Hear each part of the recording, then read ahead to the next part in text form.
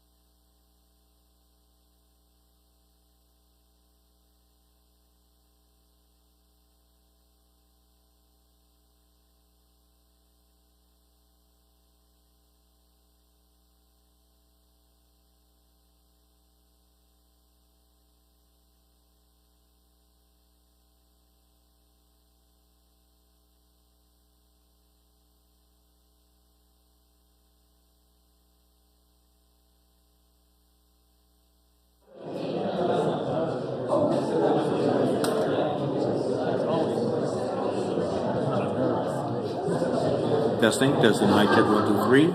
Testing, mic check. Welcome, ladies and gentlemen. Give me a thumbs up if we're good, guys. Testing, mic check, 1, 2, 3. Testing, mic check. We good?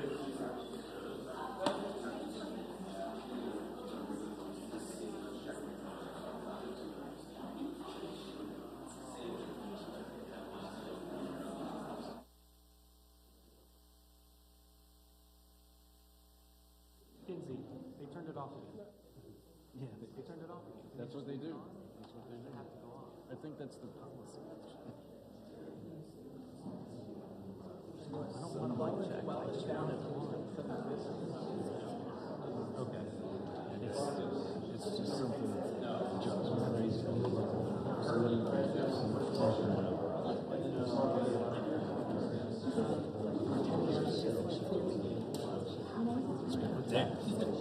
Dead. It's just policy. It's not their, I don't think it's just their independent thing. I think it's they've been told. Probably not, from their point of view, probably not as bad. It sucks for us. It's just nervous.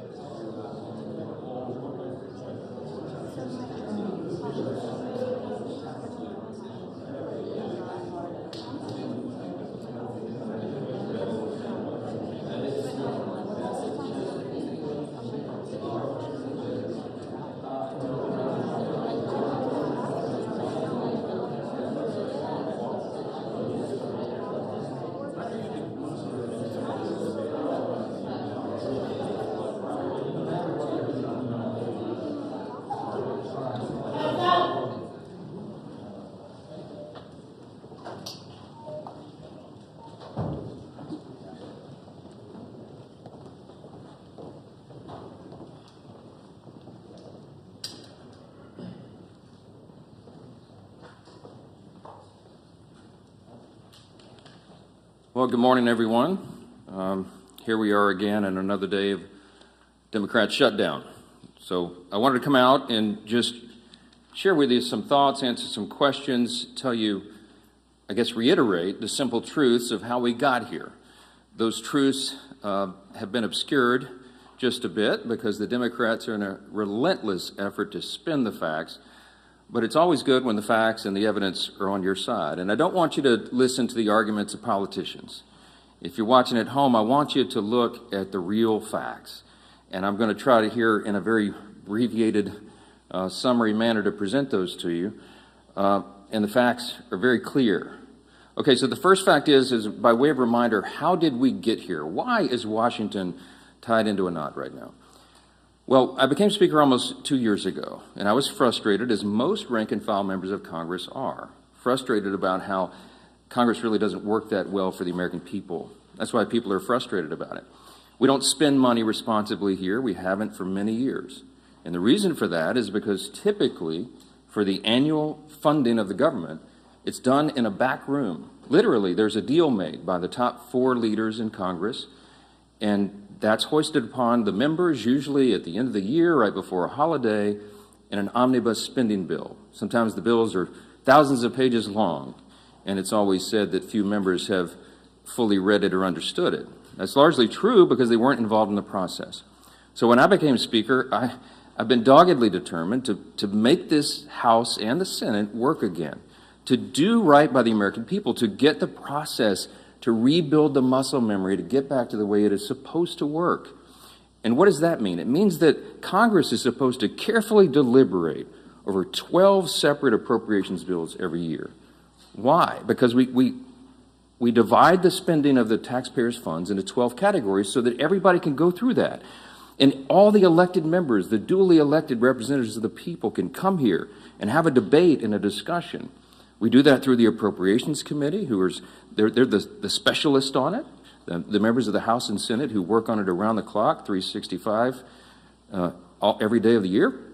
And then they put together a product. It goes to the full body in the House and then the full body in the Senate, and they work on that together, and they come up with the most efficient and effective way that they can build consensus around to spend the taxpayers' funds. Well, we started that process back this year, and I'm so proud to tell you that we're rebuilding the muscle memory. It's like pushing a boulder uphill, but we've got it done. And we worked 12 separate appropriations bills through the House Appropriations Committee. I mean, they worked hard in a bipartisan fashion, Republicans and Democrats. They worked on it steadily. We got 3 of those bills on the floor. We debated them on the floor. We passed them on the House floor. And we sent that over to the Senate. Meanwhile, the Senate passed 3 of their own bills off the floor. That hasn't happened around here in many years. And all of that process that I just described takes a lot of time and a lot of work and energy and effort. And our appropriators, while they were working in good faith, they ran out of time. Why? Because the end of the fiscal year is September 30th, not December 31. And so the clock was just running out. So what we did, because Republicans are in charge of both houses right now, is the responsible thing. Leader Thune in the Senate and I in the House, we sat down with our appropriators and we said, Let's come up with a simple stopgap measure to keep the lights on and keep the government open so that appropriators can finish this very healthy process for the people they represent. And so we put together a very simple, clean, continuing resolution. Why do we say it's clean? Because there's nothing to it. It's 24 pages. It's the bare minimum. It just says, keep the status quo, which, by the way, for all my Democrat friends, is the Biden-era policies and spending that we haven't been able to fix yet. We're in the process of getting appropriations done to repair all that, but we needed more time to do it. So in a bipartisan fashion, Democrats and Republicans got together and said, you know what? Fine, let's extend this until November 21st. The Democrats in the House agreed to that. That was the date. We put that bill on the floor. We passed it out of the House in bipartisan fashion. And we sent it over to the Senate. Well, now we expected, I thought, that Chuck Schumer would do what he's always done. The man has served in Congress 3/4 of my life, I think. And he has given impassioned speeches over the year, most recently in March of this year, that you have to fund continuing resolutions. You can't shut the government down because it's irresponsible and painful for the American people. He was right in March. He is not right today, which leads me to fact number 2. Fact number 1 was how we got here. Fact number 2 is why are we in this mess? Why did Chuck Schumer change his tune And why is he now saying exactly the opposite of what he said 6 months ago? A picture's worth 10,000 words, okay? This is a copy of the Washington Examiner. Zoom in on that, all right? You can't see this at home. I just had this on my desk on a big stack, and I found it. This is published March of 2025, March 26 exactly. It's a picture of Chuck Schumer looking very upset, very angry, walking out with a box, and all the House Democrats depicted their character, saying that he's an enemy of democracy. Why is he an enemy of democracy? Because the far left base in the Democrat Party has turned on Chuck Schumer because he did the responsible thing, get the lights on. Why? Because they want him to show a fight against President Trump. So Schumer doesn't want to be in this situation again. So he said, my gosh, he got his staff together and he got the far left wing of the party. He said, what do you want? What do you want me to fight on? So they created a red herring. A red herring is a distraction. They decided that they would pick a fight on health care. Well, let me look right into the camera and tell you very clearly. Republicans are the ones concerned about health care. Republicans are the party working around the clock every day to fix health care. This is not talking points for us. We've done it. A big part of the One Big Beautiful Bill, the Working Families Tax Cut, was to fix health care. Health care is broken in America. It's too expensive. The quality of care needs to rise. We need more access for more people, and we have lots of ideas to do that. But that issue is for debate in the next 3 months. It always was. We have members working on that. The tax credit, the subsidy you've heard about that expires December 31st, there's a lot of thoughtful debate and discussion that has already been going on about that and will go on about that. But that's a December 31 issue. So Chuck Schumer is scrambling. He has to have an issue. None of their policies are very popular. So they decided to lob onto health care. And he decided to claim to all of you that is the issue with government funding. It is not. Those are two totally separate things. The clean continuing resolution would simply keep the lights on so that the members in the House and Senate can have those debates on health care. We were always planning, and we have lots of ideas on the table on how to fix it, but we don't yet have consensus on it because it's very complicated. We have time to do it. The month of October is a critically important time for us to get the House and Senate working on that very issue. But they're delaying it because they needed a red herring. So in his desperation, we get to fact number 3. In his desperation, they decided to create the red herring. They decided to claim that this is all about health care, which the September funding issue never was. That's a December policy issue. He tried to create it as a September funding issue. And in his desperation, they hastily filed an outrageous counter proposal. It is a wild wish list of big government liberal nonsense that we can't do. Their priorities that they crammed into this. Now remember, a simple 7-week stopgap funding measure, the CR, that we passed out of the House in bipartisan fashion was sent over. And Chuck Schumer filed a counter proposal. Now this is his words, not mine. These are not Republican talking points. These are the facts. 2 exhibits real quick, as I've shown you before. This is page 57, an excerpt of his bill, section 2141, where you see that right there that they want to repeal the health subtitle of the Big Beautiful Bill. The One Big Beautiful Bill, the Republicans got signed into law July 4th. The Working Families Tax Cut, we're so proud of that because it has so many amazing things for all the American people, a marquee piece of legislation. But among the most important were the reforms that we did to health care. Why? Because Medicaid, for example, is broken. Medicaid doesn't work well. It's underfunded and it was full of fraud, waste, and abuse. And we took our opportunity to fix that, and we did. So what did we do? We went into Medicaid and we said, we got to stop the waste and abuse. We got to make sure that illegal aliens are not on Medicaid. Medicaid is intended for U.S. citizens only, not illegals who break our law and come over the border. And we got to make sure that young, able-bodied men who do not have dependents are working and not riding the wagon. Work is good for individuals. It's good for the communities they live in. It's good for their own well-being and for the people around them. And so we said, don't sit on your couch and play video games. By the way, also not a talking point. There was an AEI study, I think one of the organizations that polled this, and most of these young men who are not working are sitting around literally playing video games. Get back to work. So we put that in the law. And the big thing was making sure that an estimated 1.4 million illegal aliens are no longer riding that wagon either. Why?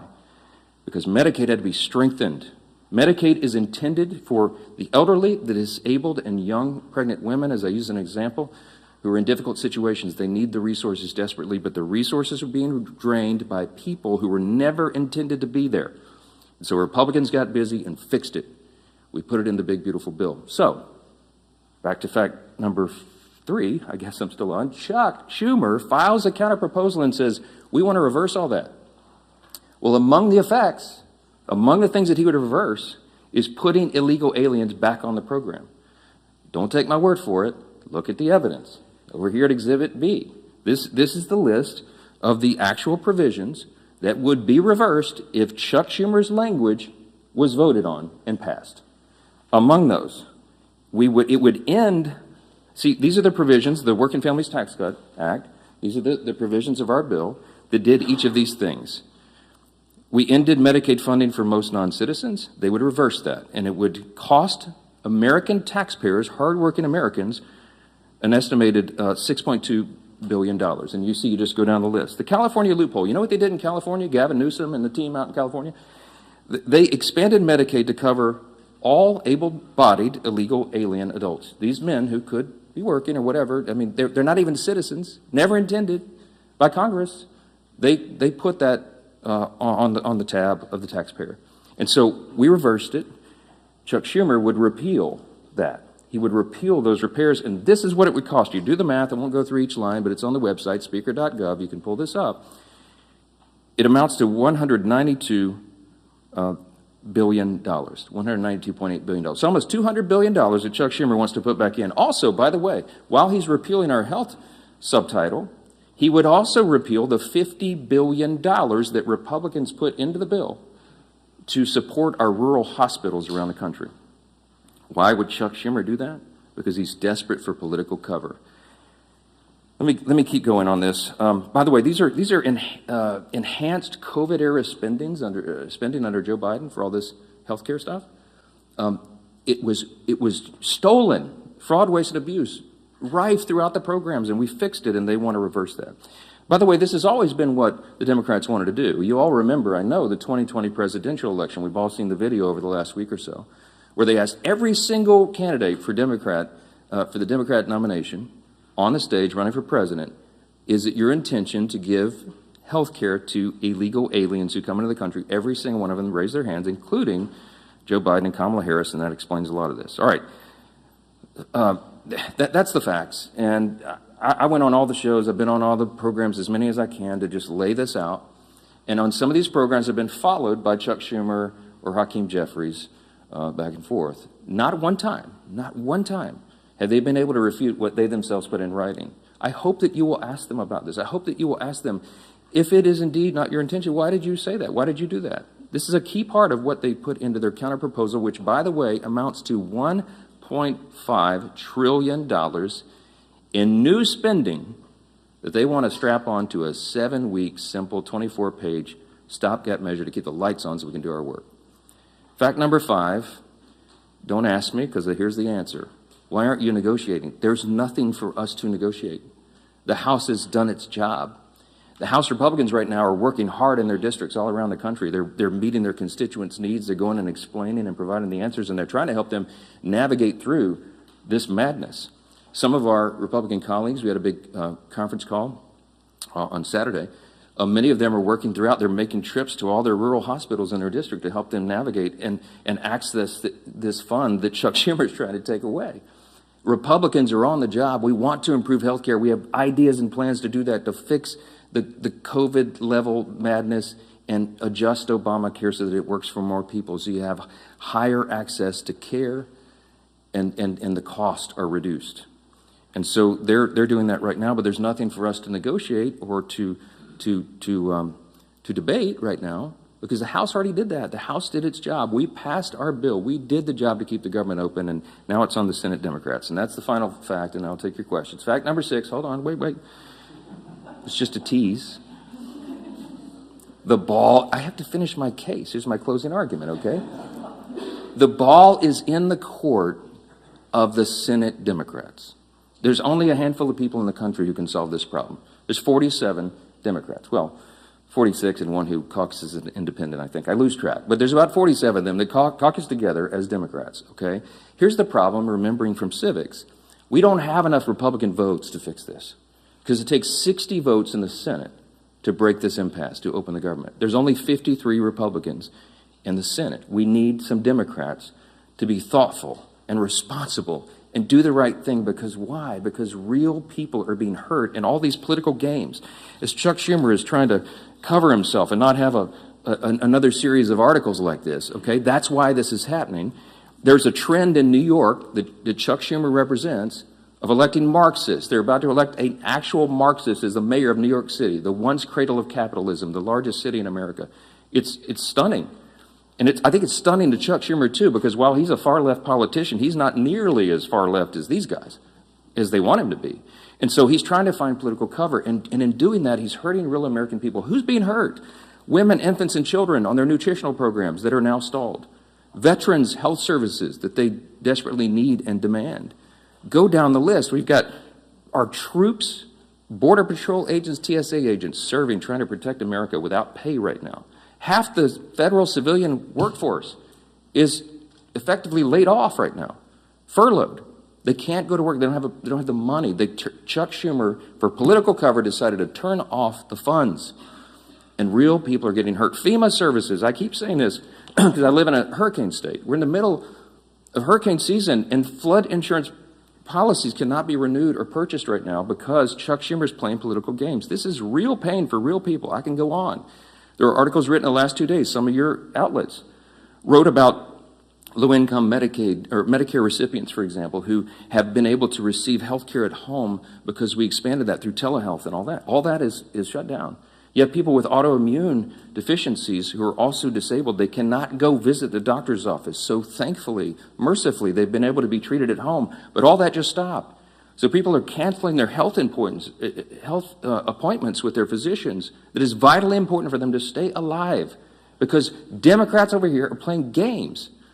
We have one plea and one plea alone.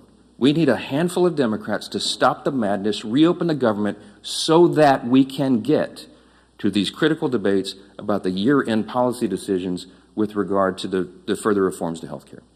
Plain and simple, that's where we are. That's the facts, and everybody can draw their own conclusions. Don't listen to the words of politicians. Look at the actual evidence and the facts, and I think the case is very clear. Yes, sir, because you're standing up. Go ahead. Jeffrey, just to challenge you to a debate on the House floor today. Do you see yourself debating him, or would you be when the poll says that about 13% of the people approve of your messaging, then you make desperate pleas for attention, and that's what Hakeem Jeffries has done. Look, my friend Hakeem had his shot. We debated all this on the House floor, as you know, before we passed our bill. He spoke for 7 or 8 minutes. He had all of his colleagues lined up. They gave it their best shot, and they argued, and they stomped their feet and screamed at us and all that. And still, we passed the bill in bipartisan fashion and sent it over to the Senate. The House has done its job. I'm not going to let Hakeem try to pretend for these theatrics. I mean, this is a Chuck Schumer decision. The ball is in the Senate's court now. The House has done this. We don't need to waste time on that nonsense. Those debates have been had. Hakeem is a friend and a colleague. I respect him, but we all know what he's trying to do there. Yes, sir. I'm anxious to get my folks back. And look, I want to bring the House back into session and get back to work, but we can't do it till they turn the lights back on. We need Chuck Schumer to reopen the government, and as soon as he does that, we'll bring everybody back here. Yes, back row. Yes, sir. Why not call the House back into session? Because with respect to what you said at the start about the importance of passing funding bills, there are still 9 funding bills to pass in the House. Yeah, well, we've passed them through the House committee. They're out of committee, and we'll get them on the floor. And the appropriators have been working, and they are working as we speak, on trying to figure out which packages of bills we can move to the floor next. And there's some really good discussion that's been had. I myself have spoken to Democrat appropriators on the other side about these things and our commitments to move that and do it. I'll tell you, this is not some sort of confidential thing. I had I think a fruitful discussion with Senator Patty Murray about 2 days ago, a day or so ago. And I told her it is my full intention that if we break this impasse and we put these bills together, we have 3 of them in conference committee right now. Whatever the conference committee comes up with, I will put on the floor. I'm ready to go. But we've got to open government up so that they can move to that next level, so that conference committee can get that work done. That is small D democracy at its best. You get R's and D's, everybody in the room, and they hash it out, and whatever that final product is, we will move through the process. So we need to reopen government to do that. Yes, sir. Mr. Speaker, I know your intention is that these subsidies don't end until the end of this calendar year. Do you disagree with the Democrats' position that these insurance companies are setting their premium rates now, and that people are going to have to make open enrollment decisions in the very near future? Yes, yeah. Yeah, they've been saying that some of the insurance companies will be sending out notices in early November. The last time I checked, it's October 6th. We have the entire month of October. We'll stay here around the clock to work through all these things, but we have to get government open again to do it. They're trying to obscure the issue. We are talking about a simple funding measure that the Democrats themselves have voted on over and over and over. Chuck Schumer, they voted on it 13 times during the Biden administration. This is the exact same thing that was on the floor in March when Chuck Schumer, I should have brought his video and let him give you the speech of why it was so important to pass it. Nothing has changed except the politics. So that's a political issue that they're trying to make out of it. Yes, ma'am. Thank you. You mentioned that there is no negotiation to be had, but you also acknowledge that funding the government has to be bipartisan. So is the only way out of this for Democrats to completely drop their demands? Is there anything that Republicans are willing to give? And have there been any conversations? It doesn't even seem like the two sides are talking. I'm so glad you asked the question. Why aren't you dropping all of your demands so that it makes it more palatable for Democrats to join you? I didn't put any on the CR. Leader Thune and I have tried to explain this a few times. There's nothing for us to negotiate. I cannot go to the CR and go, you know what, Democrats, you're right. Let me take out these 3 Republican priorities. I didn't add a single Republican policy or priority or preference to the CR. It is 100% totally clean. It is an exact status quo replica of what we're doing right now, which again is Biden-era policies and spending levels, to our great chagrin, but in good faith. I presented that because I didn't want to play games. We are responsible. We're not going to shut the government down for people who desperately need these services and all these things that I've said are stalled. And so we didn't, no gimmicks, no tricks. There's nothing that Leader Thune and I can go to Chuck Schumer and say, you know what, okay, we'll pull this off. Would that make it better? No, I don't have anything to give.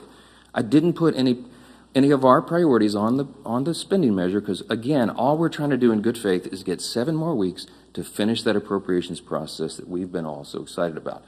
Jake. Who will, if you're not able to extend these subsidies, which is a possibility, it seems, who will own the political impact from that if health insurance does go up 200%? That's putting the cart like a mile in front of the horse. I believe that the subsidy issue, that's the December 31 issue, is a complicated one. It hasn't worked well. It's filled with abuse. We have a lot of ideas on how to improve upon it if indeed it goes forward. And I mentioned yesterday, there's 535 members when you count House and Senate, and there's probably 400 different ideas on how to fix that. But we need the next couple of weeks to have those vigorous, deliberate debates, which is how the process is supposed to work. So I'm not going to forecast how that comes out, and neither could any of you, because those debates haven't been held yet. And that's kind of the irony, because Chuck Schumer is saying something that he knows isn't true. He's saying, oh, you guys snap your fingers. You and Leader Thune go in the back room and tell us how that's going to be resolved today so we can reopen the government. That's impossible for me to do. I have to have the input of all of our members so that they can figure that out. So that's part of the process. Last one. Yep. Can you just talk a little bit about your reference to conversation you had with Senator Murray? Have you been personally lobbying any Senate Democrats to switch their votes in support of the CR? No, they haven't exactly been ringing my phone off the hook, okay? I'm open, always have been, for dialogue with anybody about that. But I think she wanted an assurance from me that what I'm saying is true and that we have every intention of moving the appropriations bills. And I said, yes, ma'am, of course it is. I say the same things privately that I say publicly. We are consistent, and that's why it's easy for me to stand up here and share the facts. When the simple truth is on your side, you have nothing to hide from. I'm just presenting this to the American people. This is the fourth time we've done that. I hate to drag you all out and go through all the details, but I've got to put on the case over and over because repetition apparently is the key to this. People are starting to recognize this is not a Republican shutdown. It is a Schumer Democrat shutdown. Again, why? because they needed political cover. It's shameless, it is sad, real people are hurting, and it needs to end. They'll have another opportunity this evening, and I sure pray, and I hope you all will, that a handful of additional common sense people on the Democrat side will change their votes, reopen the government, so we can get back to all these issues as we desperately want to do. Thank you all so much for being here.